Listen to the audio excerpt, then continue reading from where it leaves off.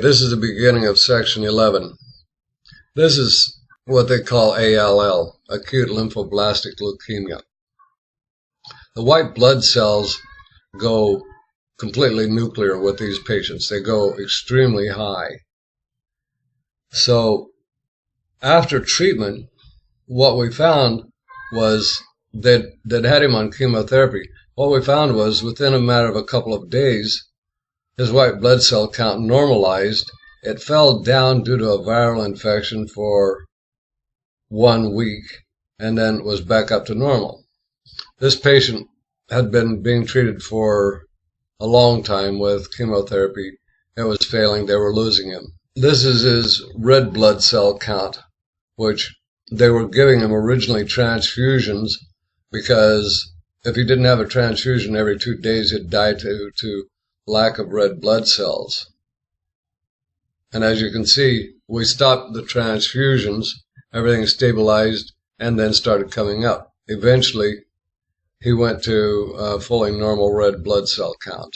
The other problem with this is it reduces your platelets.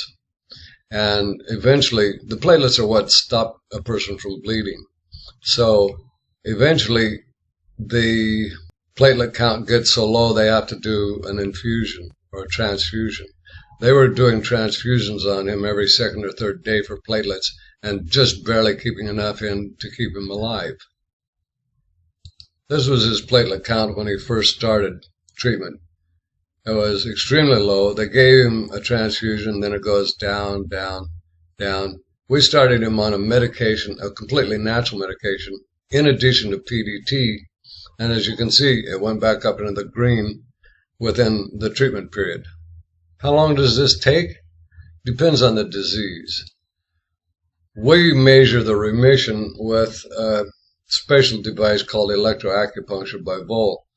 And what we see is that what we measure as remission is 4 days with leukemia, a couple of days with lung cancer, 4 days with bone cancer, 1 day with ovarian cancer.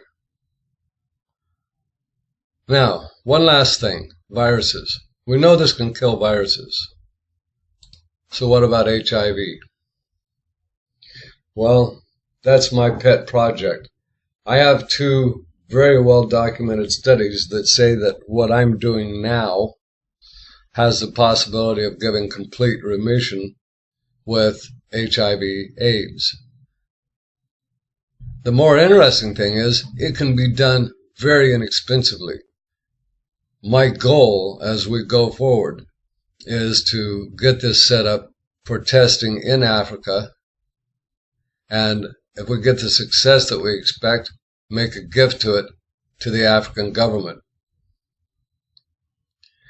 That's the end of our presentation.